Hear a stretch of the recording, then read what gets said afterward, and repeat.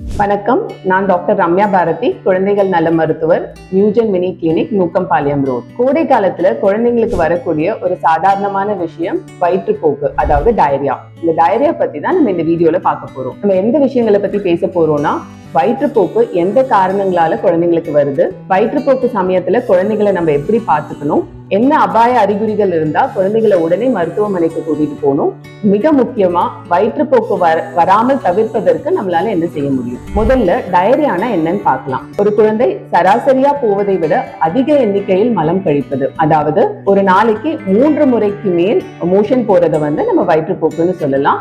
இந்த மாதிரி போற மோஷன் தண்ணியாக போகும். டிசென்ட்ரினா மோஷன்ல ரத்தமோ இல்ல சளியோ கலந்திருப்பதை தான் டிசென்ட்ரின்னு சொல்றோம். இதுல 2 விஷயங்கள் நம்ம ஞாபகம் வச்சுக்கணும். ஒண்ணு, தாய்ப்பால் மட்டும் எடுத்துக்கிற குழந்தைகள், அதாவது 6 மாதத்துக்குள் இருக்கிற பச்சிளம் குழந்தைகள் ஒரு தடவை பால் குடிக்கும் போது மோஷன் போவாங்க. இது ஒரு நார்மலான விஷயம், இதை பத்தி நம்ம பயப்பட வேண்டாம். இதே மாதிரி 1 வயதுல இருந்து 5 வயதுக்குள் இருக்கிற குழந்தைகள் சில சமயம் சாப்பிட்ட உடனே மோஷன் போவாங்க. அந்த மாதிரி போகும்போது வயிற்று வலி எதுவும் அதிகமா இருக்கா, மோஷன்ல ரத்தம் எதுவும் கலந்துருக்கான்னு பார்க்கணும். வேற எந்த அறிகுறிகளும் இல்ல, குழந்தை நல்லா சாப்பிடுறாங்க ஆனா சாப்பிட்ட உடனே மோஷன் போறாங்க, வளர்ச்சி நார்மலா இருக்கு அப்படின்னா இதை பத்தியும் நம்ம எந்த பயமும் கொள்ள வேண்டாம். இதுவும் வளர வளர தானா சரியாயிடும்.